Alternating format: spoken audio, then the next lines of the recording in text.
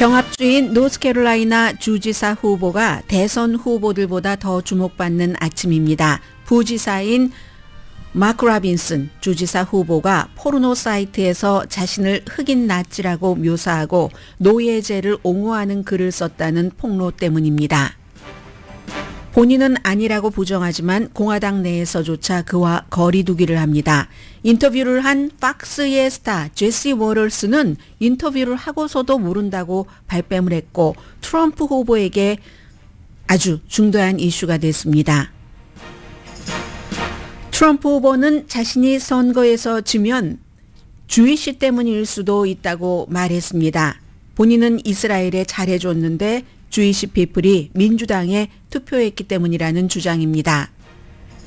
카멜라 해리스 후보는 오프라 윈프리와 라이브 스트리밍에서 낙태와 총기 이슈에 집중했습니다. 저는 오하이오 주지사입니다. 트럼프와 벤스가 묘사하는 스프링필드를 전 보지 못했습니다. 공화당인 오하이오 주지사가 IT 이민자들이 애완동물을 먹어치운다는 공화당 대선 후보팀의 루머 퍼뜨리기가 위협에 이르자 뉴욕타임즈에 보낸 기고문 제목입니다. 잡지 뉴욕의 워싱턴 특파원이 로버트 F 케네디 주니어와 남녀관계라고 밝히고 휴직했습니다. 휴직당했습니다. 최근 트럼프 후보를 공식 지지한 케네디 주니어는 유부남입니다. 선거 전후의 각종 폭력과 공격을 걱정하는 선거 관할 구역이 방탄유리, 패닉 버튼 등으로 무장합니다. 민주당에 속한 미국인들은 선거 이후의 정치 폭력을 우려해서 총기 구입이 늘어났다고 월스트리트저널이 보도했습니다. 이스라엘이 헤즈볼라 비퍼 휴대폰 공격에 대해 헤즈볼라 리더가 보복할 것을 다짐하는 연설을 했습니다. 이 연설이 끝나고 몇 시간 만에 이스라엘은 헤즈볼라 가자 전쟁이 시작된 지난 10월 이후에 가장 큰 규모로 공습을 했습니다. 이 공격으로 헤즈볼라 사령관도 숨졌습니다. 유방 축소 수술을 받는 미국의 젊은 여성들이 크게 늘어납니다. 왜일까요? 여러분 안녕하십니까? 오늘의 미국 강혜신입니다. 바이든 대통령이 거의 1년 만에 처음으로 장관회의, 내각회의를 하고 있습니다.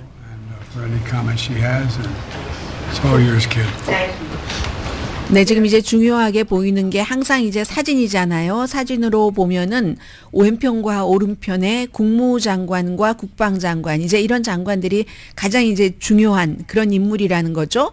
그리고 이제 질문을 받고 있는데 아마 이 질문도 미리 예정됐었던 질문인 것 같습니다. 대통령이 거의 1년 동안 장관 회의를 한 번도 하지 않았다는 것은 뭔가 대통령이 그런 회의를 하고 싶지 않았던 이유가 있었던 것이고, 이제는 이제 거의 그 임기가 끝날 시점에 이 같은 그 회의를 하고 있는 모습을 국민들에게 이제 보여주고 있습니다. 텔레비전에서.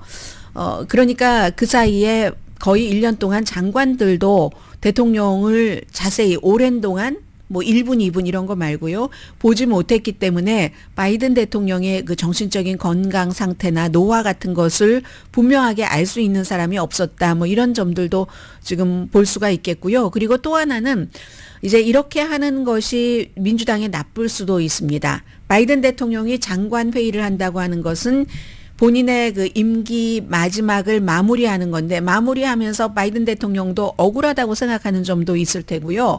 특히 경제 부분에 대해서 어떤 투어 같은 것을 한다고 하던데, 이러한 것들이 그 해리스 후보에게 나쁜 영향을 미칠 수도 있다는 것. 왜냐하면 최근에 경제와 국경이라는 정말 강한 이슈를 트럼프 후보가 가지고도 이것으로 때리지 못하고 해리스 후보의 개인적인 공격을 하는데 시간을 허비한다던가 이런 것들 때문에 이슈를 많이 드러내지 못했는데, 그건 이제 공화당의 전략가 칼 로브가 어제 월스트리트저널 기고문에서 강하게 지적한 점입니다. 시간을 낭비하고 있다, 이런 얘기였는데요. 그래서 막상 또 경제 같은 것을 공격하려고 하다 보니까 이자율이 내려가고 사람들의 그 경제에 대한 마음, 안심 같은 것들이 생기고, 그리고 무엇보다도 카멜라 해리스에 대해서 국경 문제라든가 경제 문제에 대해서 전에는 도저히 누군지도 모르겠고 그러다가 이 카멜라 해리스의 그 능력도 괜찮을 것도 같아 하는 사람들이 점점 늘어나고 있거든요. 그러니까 뭐니 해도 경제와 국경 이민 이슈는 트럼프지 무슨 해리스가 뭘 하겠어? 하던 그 같은 기류가 이제 변하기 시작한 시점이기 때문에 트럼프 후보로서는 이제 50일도 남지 않았으니까 굉장히 지금 그 중요한데 여기에 또 바이든 대통령이 나서서 많은 본인의 레가시를 정리한다고 하면서 뭐 기자회견하고 어떤 투어를 하고 또 뭐 말실수 어제도 말실수했던데요. 말실수하고 하면은 해리스 후보에게는 감점이 될 수 있는 거죠. 가만히 있어주는 게 해리스 후보에게는 지금 그 바이든 대통령이 가장 크게 도와주는 것처럼 보입니다. 화면에 보이길래 말씀을 드렸고요. 오늘 미국뿐만이 아니라 세계에서 거의 모든 주요 매체가 이 내용을 탑뉴스로 다룹니다. 영국 신문 가디언을 보더라도요. 일면 전체적으로 다 통틀어서 이 사람을 실었습니다. 아마 여러분들도 뭐 저도 익숙하지 않고 노스캐롤라이나주의 부지사 이름 들어보신 적 있으세요? 마크 라빈슨이라는 이 부지사가 세계적인 뉴스메이커가 됐습니다. 노스캐롤라이나주는 경합주 맞습니다. 트럼프 후보는 노스캐롤라이나주를 이긴다는 가정 아래 펜실베니아주가 중요한 겁니다. 노스캐롤라이나를 지면 조지아에서 이겨도 이게 별로 가능성이 없어요. 근데 노스캐롤라이나는 당연히 2016년과 2020년도에 트럼프 후보가 이겼기 때문에 여길 이긴다고 하고 가장 간단하게 트럼프 후보가 백악관에 들어가는 방법은 조지아주 이기고 펜실베니아주 이기고 그럼 끝입니다. 그런데 이게 웬일입니까? 트럼프 후보가 굉장히 강하게 지지했었던 이 주지사 후보가 그것도 엄청난 말들을 포르노 사이트에 쏟아놓은 것이 본인은 아니라고 하지만 지금 뭐 폴리티코라든가 CNN이라든가 이런 데서 다 그 사이트에 이메일과 뭐 본인 확인 같은 것을 하고 하는 거니까 거의 확실한 것처럼 보입니다. 확실한 거죠. 이 정도 되면은. 그래서 이게 트럼프 후보가 지지했기 때문에 중요한 것일 수도 있고 또 노스캐롤라이나에 대해서 사람들이 또 선거 관심이 없어지면 공화당은 좀 마이너스가 나잖아요.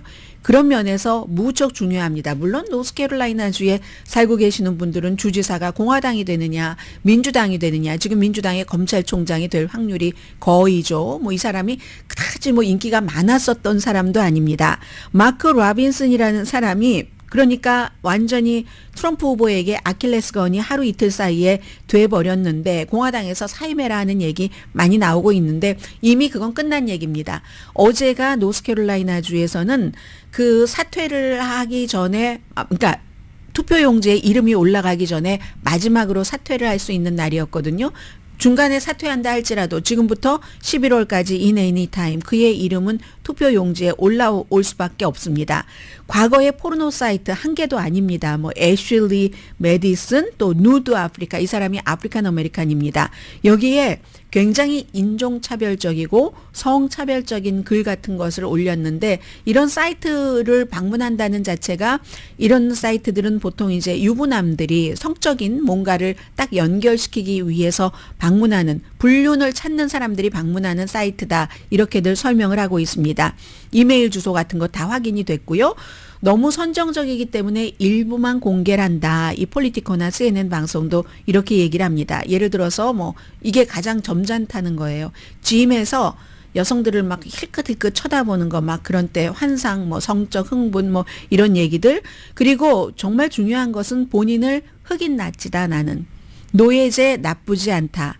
다시 노예제가 있기를 바란다. 그리고 걸 소녀 포르노 보는 것을 좋아한다. 오바마 대통령 시절에는 워싱턴의 모든 일을 나는 히틀러에게 맡기겠어.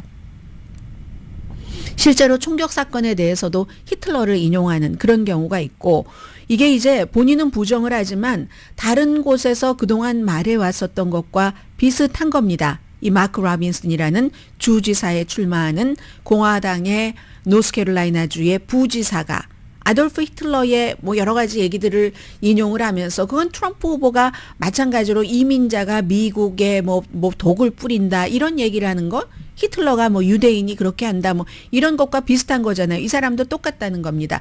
3월 달에 트럼프 후보가 너무너무 열렬히 이 사람을 지지를 했거든요. 그 당시에는 스테로이드가 있는 마틴 루터 킹 주니어다. 마틴 루터 킹 주니어보다 더 훌륭하다. 이런 말들도 했습니다. 그래서 트럼프 후보 측에서는 당연히 이 사람이 사퇴해 주기를 원하지만 본인은 아직까지는 사퇴하지 않는다고 했고, 아돌프 히틀러에 대해서는 기독교의 여러 가지 그를 뭐 찬양한다던가 이런 비슷한 언급이 있었고, 총기 사건이 학교에서 많이 일어나는 원인이 기독교에 대한 가르침이 부족해서 그렇다. 뭐 이런 얘기들을 했고요. 어제 이제 이게 오후에 오전도 아니었습니다. 제가 방송이 끝나고 나서 많이 보도가 되기 시작했던데, 그러니까 박스에서 요즘 뭐 가장 유명하죠. 어떤 때 셔네니티보다도 제시 워러스가 터커 칼슨 뒤에 이제 나온 그 젊은 그 진행자가 하는 말이 나는 저 사람 이름도 들어본 적이 없대요. 그런데 아니 본인이 인터뷰한 사람을 기억을 못합니까? 10년 전에 인터뷰한 것도 아니고 올해 인터뷰를 했다고 하는데, 이건 이제 그 정도로 제시 워러스가 거짓말도 잘한다. 이것과 함께 그만큼 뭔가 가깝다. 저 사람을 내 방송에 출연을 시켰어. 마구마구 얘기를 하게 했어. 하는 것을 피하고 싶어 하는 거죠. 그래서 심지어는 이 사람을 지지했었던 많은 공화당조차도 본인이 아니라고 하니까, 난 그런 적이 없다고 하니까 그럼 아니라는 것을 증명을 해라 하는데 이 시간은 끝난 것 같습니다. 노스캐롤라이나주의 이제 그 주지사는 조지 스타인이라는 민주당의 검찰총장이 이길 가능성이 이로써 그 상당히 높아졌고요. 공화당은 지금 라빈슨, 그 마크 라빈슨에 갇힌 것처럼 보입니다. 오늘 그쪽 지역에서 발행되는 신문이요. 롤리 뉴스 앤 업저버라는 신문에 보니까 표현이 그렇습니다. 공화당이 라빈슨에 갇혔다. 그리고 트럼프 후보도 조금 곤란하게 됐다.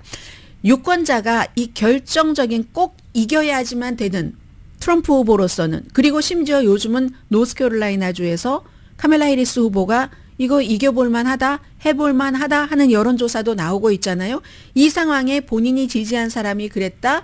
그리고 그로 인해서 뭐 투표율이 떨어지면 투표율은 공화당이 높으니까 여러 가지. 그리고 2016년도에 이긴 것보다 트럼프 후보가 2020년도에는 뭐 거의 간신히 보다는 조금 더 넉넉하게 그렇게 이겼다고 볼 수 있거든요. 이런 상황에서 비슷하거나 어떤 여론조사에서는 이미 노스캐롤라이나에서 오차 범위 안에서 이 카멜라 해리스가 이긴다 하는 여론도 나오고 있던데, 그러면 이제 트럼프 후보에게는 좋은 점은 아니에요. 과연 이 이슈가 트럼프에 관한 직접적인 것도 아니고 어느 정도 영향을 미칠지 모르지만 굉장히 선거가 빠듯할 때는 뭐 작은 것이라도 다 잡아야지 되는데 지금 여기서 하나가 구멍이 터져버렸습니다. 트럼프 후보는요.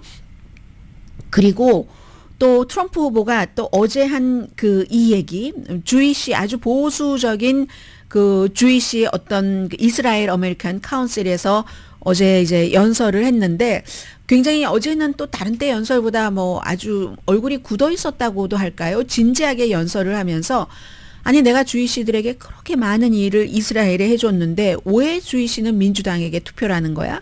그들의 적에게 투표를 하면 선거에서 내가 지면은 이 주이시 피플들이 상당한 책임이 있어. 이렇게 얘기를 하면서 본인이 대우를 못 받는다는 거예요. 이스라엘을 위해서 무슨 텔라비브로, 다른 나라가 안 하는데 무슨 뭐 텔라비브에서 예루살렘으로 뭐를 옮겨주고 뭐 대사관을 옮겨주고 얼마나 잘해주고 또 잘해줬는데 그러느냐라고 얘기를 하고, 40%만이 나를 지지하면 나는 안 된다. 그런데 그럼 60%를 카멜라 해리스 아주 나쁜 민주당이라고 했어요. 지지한단 말이야 하는데 이것도 아닙니다. 온갖 군데의 숫자에는 다 과장을 붙입니다. 지금 이스라엘계에서 한 25% 정도 트럼프 후보에게 투표한다고 이제 대체적으로 지금 추산을 그렇게 하고 있거든요. 그리고 또 결정적으로 척 슈머가 하마스 이스라엘 전쟁이 일어나고 오랜 시간이 흐른 뒤에 이스라엘이 하도 비난을 받으니까 국제사회에서, 이건 이제 레바논에 관한 게 아닙니다. 팔레스타인 그 주민들을 공격하고 공습하고 한다고. 그러니까 척 슈머가 주이시잖아요. 미국에서 가장 이 정치적으로 이 포지션이 높은 주이시가 척 슈머입니다. 그리고 척 슈머가 엄청난 주이시예요. 이스라엘을 위해서 모든 것을 다 하는 사람이고, 그 당시에 이스라엘이 이렇게 하다간 국제사회에서 고립된다 살살해야지 된다. 이거 뭔가를 이거 방향이 잘못됐다는 얘기를 했거든요. 그러니까 이제 그 다음부터 어제도 척 슈머가 무슨 뭐 하마스라고 하던가요? 척 슈머를 마구 그 비난을 하면서 이스라엘 사람들이 나를 그 후원을 해야지 된다. 트럼프. Chuck Schumer is a Palestinian. Who would have thought that was going to happen? What the hell happened to him?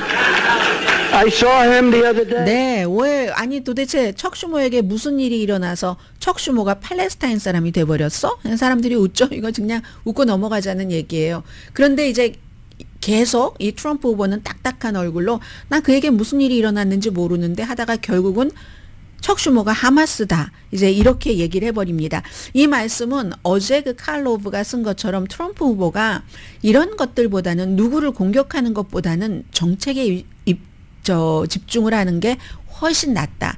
왜냐하면 선거에서 세 가지 요소를 그 칼로브가 지적을 하는데 돈, 또 안건, 이슈, 시간인데 이 앞에 두 가지는 후보가 잘하면 만들어낼 수도 있습니다. 근데 시간은 만들 수가 없어요.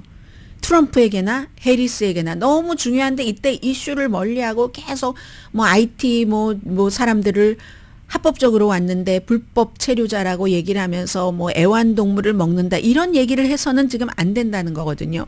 그에 비해서 카멜라 해리스는 조금 그 현명한 그 선거 캠페인을 하고 있는 건 맞습니다. 언론에서 욕을 먹더라도 실수를 내는 것이 안 하는 것보다 더 나쁘니까 지금 웬만하면은 사람들이 자신을 잘 모르니까 이렇게 자신을 알리는 그런 것만 하고 언론 인터뷰를 개별적으로 아무 때나 하지 않습니다. 그리고 정책만 가지고 가죠. 어제 오프라 윈프리와의 그 스트리밍 그 쇼도 한 90분 정도 했는데 이것도 상당히 그 기획된 연출된 겁니다. 오프라 윈프리 쇼 여러분들 아시잖아요. 사람들을 초대하고 방청객이 있고 또 중간중간 유명한 연예인 뭐 줄리아 로버츠라든가 메릴 스트립이라든가 이런 사람들이 뭐 카멜라 해리스에게 질문도 하고 그리고는 어제의 이슈는 딱 보니까 총기하고 낙태였습니다. 왜냐? 오늘 조지아주를 다시 가잖아요. 조지아주도 지금 트럼프가 이긴다 하는 여론도 있고 해리스가 이긴다 하는 여론도 있으니까 판을 까는 겁니다. 이길 수 있다는 가능성이 있으니까 조지아주에를 또 가겠죠. 그럼 조지아주에서 조지아주의 아주 심각한 낙태법 때문에 딸이 숨진 그 어머니가 어제 오프라 윈프리와 카멜라 해리스 같이 나와서 얘기를 했거든요. 그리고 12살 때 스텝파더에게 강간을 당해서 임신을 했었던 소녀. 이 소녀는 지금은 이제 소녀보단 조금 컸지만 여전히 소녀입니다. 카멜라 해리스의 선거 캠페인에도 나오는데 어제는 이제 그 자리에 앉아 있었습니다. 그리고 역시 텍사스주 그 아팔라치 하이스쿨 이건 몇 주일 지나지 않았는데 하도 이슈가 많으니까 다 덮여졌어요. 하이스쿨에서의 총격 사건 14살 용의자가 일으킨 그 총격 사건에서 총에 맞은 10대도 어제 나왔거든요. 뭘 얘기를 하는 거겠어요. 총기 문제에 대해서는 나도 팀 월스도 뭐 총기 소지자다.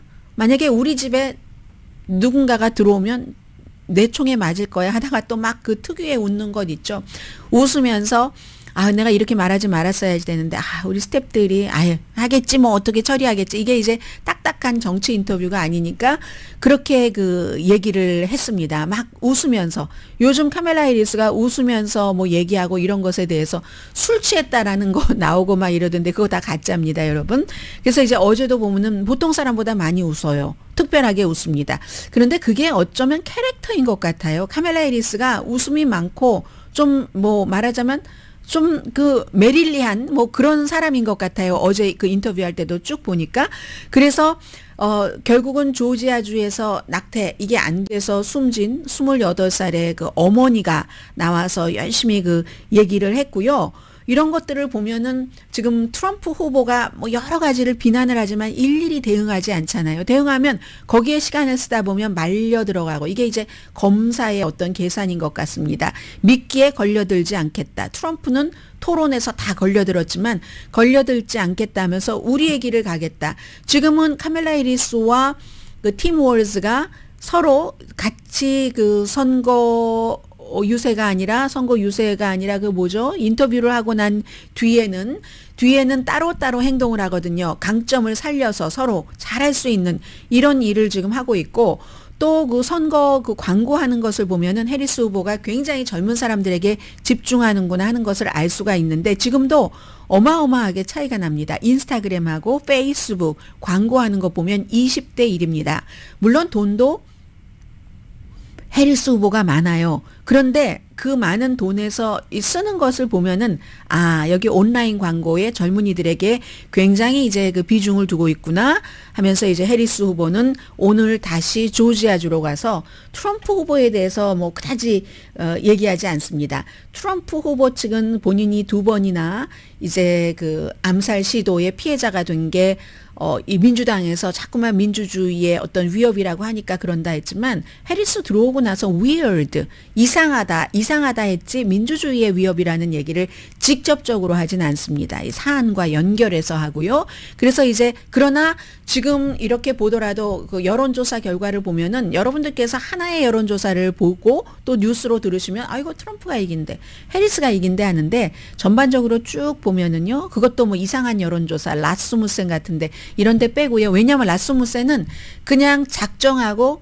이 다른 그 여론조사 결과와는 무관하게 그냥 무조건 항상 트럼프가 이긴다로 나오기 때문에 뭐 538이라든가 네이트 실버라든가 이런 사람들이 아예 제쳤습니다. 이 네이트 실버라는 사람이 538을 만들어서 굉장히 평판이 좋았고 그게 지금은 이제 ABC로 넘어가고 본인은 또 다른 걸 하거든요.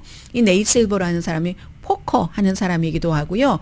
지금은 이제 여러 가지 세계 이벤트에 대해서 딱 그 예측하고 하는 것을 하는데 절대로 이런 데서는 무슨 뭐 이코노미스트 아니면 뭐 리얼 클리어 폴리틱스조차도 라스무센 같은 데는 쳐주지를 않습니다. 그리고 그 빼고 다른 여론조사 기구를 쭉 합쳐보면은 트럼프가 이기기도 하고 해리스가 이기기도 한다. 추세는 약간 해리스 쪽이긴 하지만 지금으로서는 알 수도 없고 아직 날짜가 50일은 아니지만 뭐 40 며칠 남았잖아요. 정말 무슨 일이 일어날지 이렇게 오늘 노스캐롤라이나의 주지사에 출마한 부지사처럼 이 같은 이슈가 민주당에서 또 일어나지 말란 법이 없고 바이든 대통령이 전국 투어를 하고 다니다가 어떠한 그 돌뿌리를 그 카밀라 해리스에게 넘겨줄지 알 수 없습니다. 지금으로서는 누가 대통령이 될지 누가 더 유리하다고 확실하게 확신을 가지고 말하는 사람들이 조금 경솔하다고 볼 수 있는 그런 시점입니다.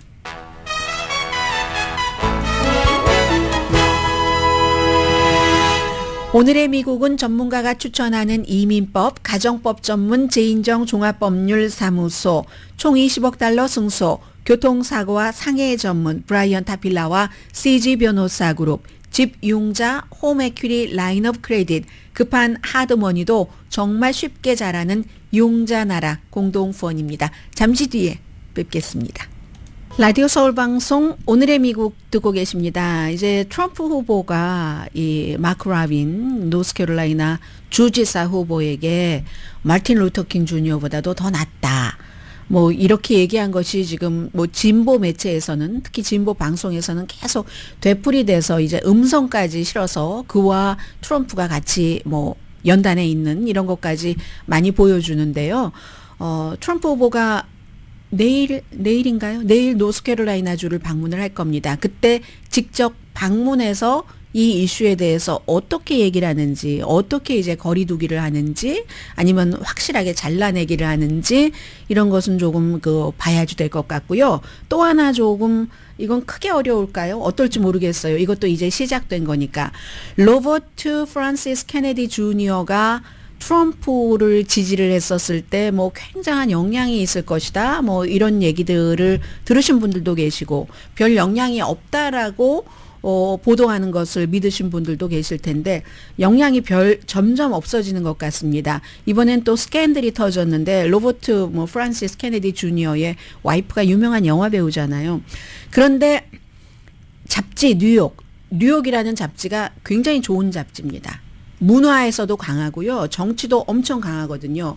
그 잡지 뉴욕의 워싱턴 특파원이 결국은 뭐 시인을 한 거예요.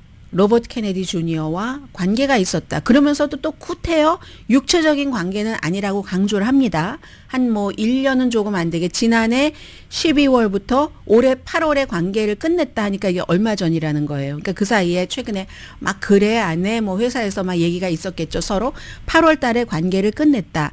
이 관계가 드러나고 나서 결국은 본인이 시인을 했기 때문에 잡지 그 뉴욕에서는 휴직 조치를 당한 거죠. 그런데도 또 로버트 프란시스 케네디는 딱 한 번 만났다. 이거는 그 대변인 측에서 얘기를 하는 거거든요. 그리고 더 이상 인터뷰를 안 합니다. 딱 한 번 만났는데 그것도 그 특파원이 기사를 쓴다고 만나자고 해서 딱 한 번 만나. 이 거짓말이거든요. 왜냐하면 기사를 많이 썼어요. 그동안에. 그래서 이게 이슈가 되는 겁니다. 그 올리비아 너츠라는 스타일 좋은 그 기자분이에요. 이분이 그렇게 될 경우는 그 잡지 뉴욕에서는 이게 미국의 언론을 보여주는데 이해상충이잖아요. 그리고 이 잡지 뉴욕이라는 아주 그냥 그 타이틀도 커버도 멋져요. 이 아주 필기체로 멋지게 뉴욕이라는 글자를 또 그렇게 예쁘게 쓸 수도 있구나. 물론 뉴요커라는 잡지가 또 따로 있잖아요. 또 엄청 좋은 잡지. 그 잡지도 약간 근데 조금 더 표준스럽게 그리고 뉴욕이 조금 더 가늘게 너무너무 멋진 잡지에 아주 멋진 기사 심층 보도 많이 했습니다. 이 올리비아 누치라는 사람이. 그래서 제가 멋지다 스타일 있다 한 것은 그 기사가 멋지다 스타일 있다 했다는 말씀을 드리고요. 뭐 겉모양도 멋지고 스타일이 있지만요. 케네디 대변인이 얘기한 게 딱 한 번 만났다고 했는데 이 사람은 이 올리비아 누치 기자는 2023년도 12월에 관계가 시작했고 11월 달에 로버트 케네디 주니어에 관한 기사를 썼습니다. 그리고 8월 달에 끝났다. 결코 육체적인 관계는 아니었지만 미국 사람 만남 8개월의 만남에서 9개월의 만남인가요? 이해상충의 소지를 막기 위해서 내가 그거를 공개를 했었어야지 되는데 후회한다. 공개를 해요? 뭐 제가 이 너츠의 결혼 관계는 모르겠습니다만은 로버트 케네디 주니어는 뭐 아이도 있고 와이프도 있고 그 와이프가 이번에 트럼프 그 후보를 공식 지지한다는 것에 굉장히 반대를 했었고 하는 사람이잖아요. 아무튼 이 잡지 그 뉴욕도 우리가 알았다면 이것을 조치를 했을 텐데 그래서 이제 그는 휴직했다 이제 이렇게 얘기를 했고요. 그동안 그 잡지 뉴욕에서 기사를 많이 썼으니까는요. 워싱턴의 특파원이니까 중간중간 직접적으로 로버트 케네디 주니어에 관한 기사도 썼고 그런데 어떻게 한 번 만났다고 얘기하는지 모르겠어요. 그리고 뭐 코테이션도 썼을 테고 그런데도 기사에서 부정확하다거나 어떤 그 편향적인 것은 없었다. 그리고 제3자의 검토가 진행 중이다라고 얘기를 했습니다. 이 워싱턴 특파원은 2017년부터 뉴욕 잡지 매거진 뉴욕에서 일을 했었고요. 2023년도 11월 달에 그 로버트 케네디 주니어에 대해서 기사를 썼을 때 뭐라고 얘기했냐면 케네디가 미국 대선을 뒤집을 잠재력이 있는 사람이다. 그리고 이제 3월 달에 뭐 미국 이 기자들은 서로 막 이 매체에 인터뷰도 하고 저 매체에 인터뷰도 하고 하잖아요. 뭐 여러분들께서 이렇게 생각하시면 돼요. 로스앤젤레스의 방송국이 라디오 방송국이 3군데가 있어요. 3군데에 있는 제가 다른 2군데 방송국에 나가서 인터뷰도 하고 다른 2군데 방송국의 방송 진행자들이 제 프로그램에 나와서 인터뷰도 하고 미국은 이게 너무 흔한 일입니다. 너무 흔해서 그래서 이제 그 매거진 뉴욕의 워싱턴 특파원으로서 뉴욕타임즈와 3월 달에 인터뷰를 했거든요. 그때도 3월 달이면 불과 얼마 전이죠. 2024년도 선거는 3파전이 될 것이다. 이게 해리스가 아니죠. 그 당시에는 바이든, 트럼프, 로버트 케네디 주니어 3파전이 될 텐데 언론 매체에서 그 로버트 프란시스 케네디를 진정한 어떤 그 경쟁자로 다루기를 꺼려한다. 왜냐하면 그가 백신에 대해서 반대를 했기 때문에 백신 반대하는 사람을 이렇게 딱 그 같은 레벨에 놓고 싶지 않기 때문에 이렇게 얘기를 했거든요. 아무튼 이런 얘기를 했습니다. 물론 그 당시에 로버트 케네디 주니어가 힘이 있을 수도 있어. 이렇게 얘기를 봤던 전문가는 많죠. 그렇지만 그가 대통령이 될 가능성이 있다고 3파전으로 본 사람은 없습니다. 로버트 케네디 주니어가 출마를 선언하고 나서 제일 지지율이 높았던 때가 16%입니다. 그때가 피크였죠. 그리고 그때는 이제 바이든이 존재했을 때고 그 이후에 지금은 뭐 엄청 떨어졌고 지금은 이제 본인이 후보도 안 한다고 했으니까 트럼프를 지지할 만한 그런 시점에 한 5% 정도밖에 안 됐거든요. 5%이거나 5% 약간 아래 이 정도였거든요. 그리고 가장 최근의 기사는 9월 달에 이건 로버트 케네디 주니어가 트럼프를 공식적으로 지지한 이후가 되겠는데요. 9월 달 뭐 지금 20일이니까요. 9월 달에 마랄라고로 가서 트럼프 후보를 인터뷰를 했습니다. 그러니까 뭐 이게 아무것도 아닌 일일 수는 없다. 뭐 이런 말씀을 드리고요. 오늘 이제 미국 신문 가운데서 뉴욕타임즈가 오래됐어요. 이제 날마다 사설을 쓰지 않는 게. 그리고 이제 어피니언을 많이 소개를 해주고 자체 칼럼니스트들도 있고 하는데 오하이오주의 마크 드와인 주지사가 오늘 아주 긴 길이기 때문에 저는 조금만 소개를 해드리겠습니다. 미국에서 지금 각 지역에서 또 뭐 세계 각 나라에서도 이 방송을 듣고 보고 계시는데 미국의 오하이오주라는 요즘 그렇게 이슈가 되고 있는 스프링필드라는 데가 어떤 데인가 잠깐이라도 볼 수 있는 그런 기회가 되고요. 오하이오주의 마크 드와인 공화당 주지사는 스프링필드에서 태어난 사람입니다. 지금 인구가 뭐 IT 이민자들이 뭐 15,000명에서 2만 명 정도 와서 트럼프 후보는 계속 이것도 부풀려요. 32,000명이라고. 원래 32,000명이 있었고 거기에 똑같은 32,000명이 뭐 불과 몇 주 사이에 왔다 뭐 이런 식으로 얘기를 하는데 완전한 거짓말도 아니고 거짓말이 많이 섞여 있고 그런 것이요. 막 뭐든지 부풀리는 거예요. 이 사람이 스프링필드에서 태어났으니까 그때는 더 작은 마을 아니었겠어요? 그런데 결국은 본인은 트럼프 후보와 JD 벤스 후보를 지지하는 사람이다라고 얘기를 합니다. 공화당이니까. 그런데도 이 두 사람이 하는 말은 틀리다. 우리 오하이오주를 너무 분열시키고 있어. 이렇게 얘기를 하거든요. 한번 그 글을 조금 소개를 해드리겠습니다. 특히 트럼프나 벤스나 불법 체류자라고 얘기하는 거 합법적으로 와서 백인들이 하지 않는 일을 해서 다 죽어가는 스프링필드라는 그 지역의 경제를 활성화시키던 차에 이렇게 된 거죠. 그 사람들도 좋은 거죠. IT에서 완전히 폭력에 시달리다가 이제서야 편안하게 지낼 수 있겠네. 아이들도 밝게 웃고 학교 가다가 이 트럼프 후보와 벤스 후보가 IT 사람들이 당신들의 뭐 애완동물까지 훔쳐다가 그냥 바베큐에서 먹는 사람들이야. 이렇게 얘기를 하니까 막 폭탄 위협이 오고 하는 거잖아요. 마크 드와인 주지사가 저뿐만이 아니라 저와 저의 와이프는 평생을 이 스프링필드라는 지역에서 10마일도 떨어지지 않은 곳에 살고 있습니다. 스프링필드라는 지역이 예전에 노예시대 그때부터 사람들에게 억압받는 사람들에게 피난처를 준 곳이고 기회가 아주 많은 좋은 역사를 갖고 있는 곳입니다. 뭐 지하철도 정거장, 가먼하우스, 그리고 그 당시에 막 자유를 추구하는 노예들이 막 탈출하고 그럴 때요. 그런 때 이제 안전한 피난처가 됐었고, 그리고 미국의 뭐 최초의 동과 서를 잇는 그런 이제 그 연방 그 길이요. 그 올드 내셔널 로드 뭐 프리웨이라고 해도 되나요? 여기에 정거장이잖아요. 스프링필드가. 남북전쟁 이후에도 엄청나게 많은 사람들이 이곳에 와서 정착을 했고 이민자들이 특히 많이 왔다고 하죠. 지금은 많이 쇠퇴해서 또다시 이민자를 받는 거지만 IT 이민자부터 아일랜드, 그리스, 독일 이거 트럼프 집안이네요. 이탈리아 많은 나라에서 온 이민자들이 스프링필드에서 정말 살았고 스프링필드가 되는데 도움을 줬습니다. 오랫동안 상업과 제조업이 굉장히 번창했었고 그래서 농기구의 대기업인 챔피언 머신 컴퍼니가 설립된 이후에는 챔피언 시리다 스프링필드를 그렇게 불렀다는 거예요. 그런데 그러다가 1980년대 90년대 굉장히 어려워졌고 제조업 뭐 철도 뭐 무슨 고소득 일자리 같은 것이 줄어들면서 그러면 사람들이 빠져나가죠. 경제적인 쇠퇴기에 접어든 겁니다.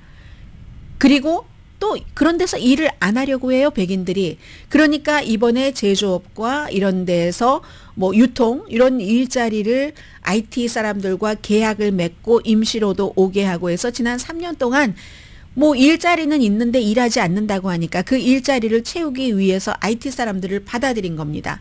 그런 것들 덕분에 지금 합법적으로 그분들이 열심히 일해서 우리 스프링필드를 살리고 있는데 대통령이 되겠다는 사람과 전에 대통령이었고 부통령이 되겠다는 사람이 IT 이민자들을 이렇게 취급을 하니까 폭탄 위협이 계속 일어나서 지금 비상사태를 선포했습니다. 스프링필드의 그 시장이요. 그리고 주지사도 무슨 고속도로 순찰대도 학교에 다 보내고 했었잖아요. 전직 대통령 도널드 트럼프와 우리 오하이오주의 상원의원 J.D. 벤스를 지지하는 사람으로서 저는 이 두 사람과 다른 사람들이 증거 없는 주장을 반복하고 스프링필드에 사는 합법적인 이민자를 폄하하는 것을 보면서 슬픕니다. 우리 도시 사람들을 해치고 그곳에서 정말 저처럼 태어나고 살았던 사람들 다 상처를 주는 일입니다. 물론 바이든 행정부가 남부 국경을 통제하지 못한 것은 트럼프와 벤스 이 두 사람이 논의하는 아주 중요한 이슈라는 것 맞습니다. 미국 국민들도 당연히 이민 이슈 중요하게 생각합니다. 그러나 합법적으로 거주하는 IT 사람들에 대해서 이렇게 언어적으로 공격한 것은 국경 이슈에서 승리할 수 있는 그 주장을 아주 흐리게 만들어 버립니다. 이게 이제 이슈라는 거예요. 이렇게 남을 공격하는 것으로 이슈로 만들어서 정책 대결을 해야지 되는데 이렇게 트럼프와 벤스의 커멘트를 비난을 했습니다. 나는 트럼프와 벤스가 말한 것을 스프링필드에서 보지 못했습니다. 그게 어쩌다가 간 사람이 못 본 게 아니라 본인은 거기서 태어나고 자란 사람이니까 안다는 얘기잖아요. 트럼프와 벤스의 말이 시와 시민을 다치게 합니다. 자, 이렇게 얘기를 합니다. 그래서 또 뉴욕타임스를 가짜뉴스라고 얘기하신 분들, 공화당의 중요한 인물들도 정말 본인들이 중요하다고 생각하는 그런 이슈가 있으면요, 뉴욕타임스에서 받아주면 뉴욕타임스에 글을 쓰길 원합니다. 워싱턴 포스트가 받아준다면 워싱턴 포스트에 글을 쓰길 원합니다.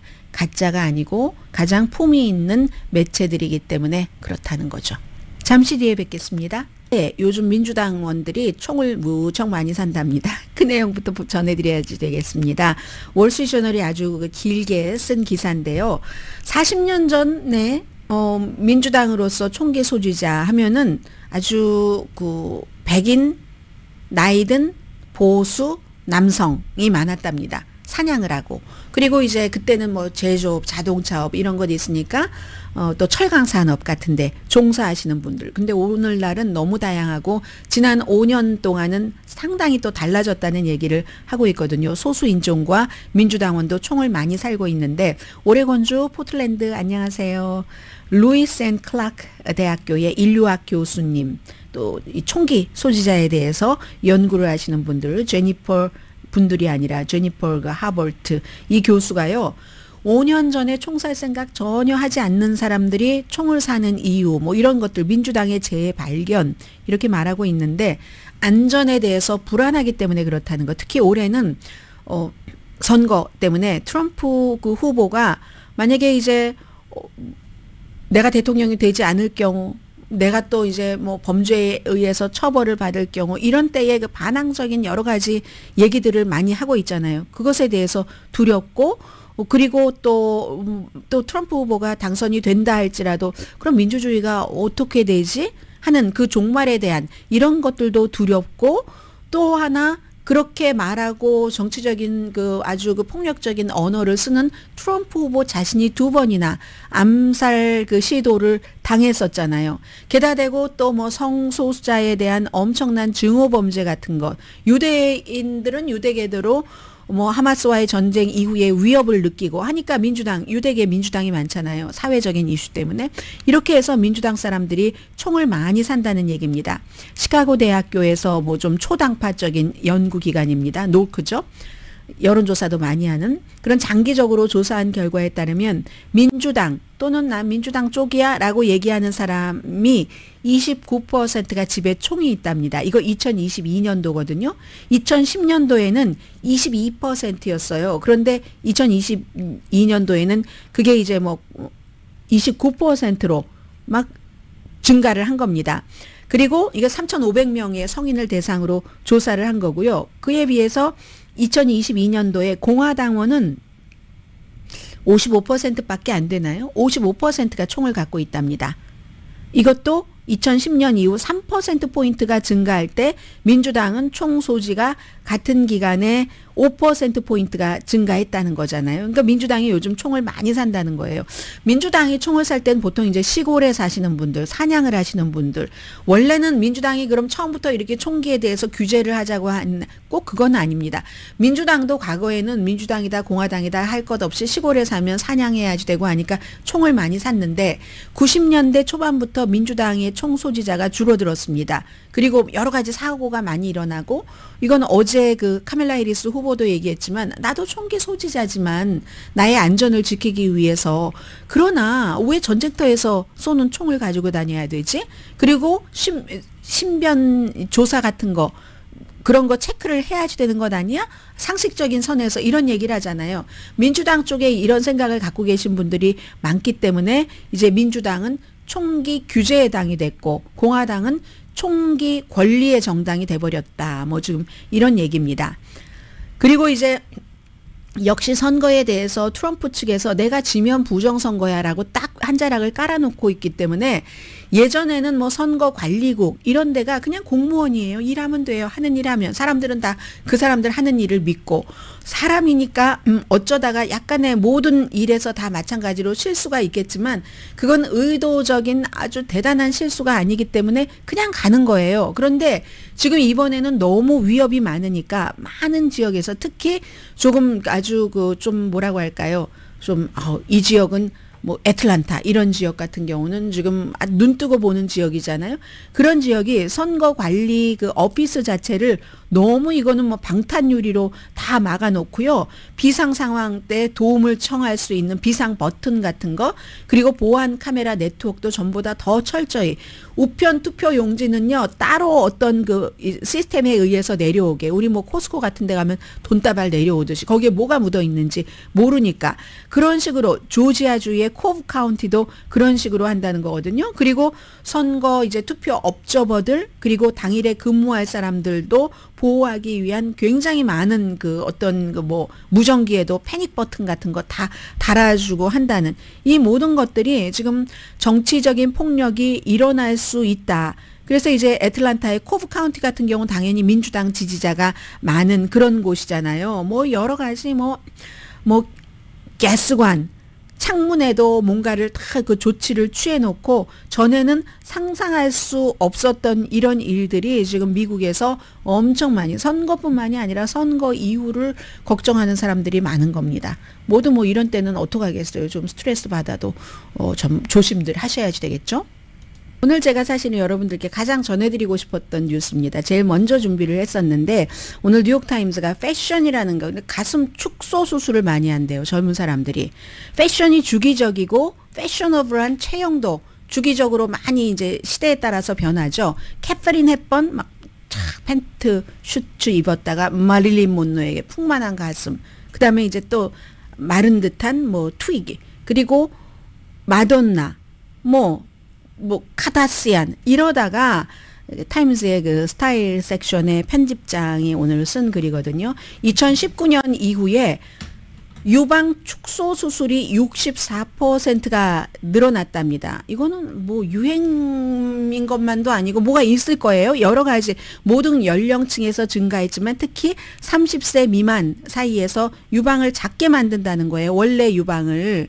그리고 마취해야 되죠. 고통스럽죠. 뭐 여러 가지를 겪는 거를 왜 할까? 뭐 수유 능력까지 변할 수도 있고 하는데, 그래서 패션이 변하는 이유를 정확하게 알기는 어렵지만 정치적인 것, 문화적인 것을 반영하기도 하고, 뭐 예를 들면 마가렛 대처에 반대하는 영국의 뭐 이 펑크가 나온다던가 빈티지, 그리고 요즘은 뭐 세컨핸드, G세대는 이런 거 많이 환경 때문에 많이 하잖아요. 여성의 참정권, 성혁명, 뭐 전문직 진출, 미투 등 모든 것들이 다 여성의 몸과 패션의 역사를 만드는데 외적인 모습뿐만이 아니라 몸까지 다 이렇게 하는데 성형외과 의사들이 하는 얘기나 모든 것을 종합을 해서 이렇게 얘기를 합니다. 이게요, 소셜미디어 같은 데서 막 퍼져서 입소문 등등으로 해서 돈도 많이 들잖아요. 거의 이건 보험으로 커버되지도 않습니다. 그런데 어떤 환자들은 유방이 너무 커서 어렸을 때부터 정신적으로 육체적으로 고통을 많이 느낀다는 거예요.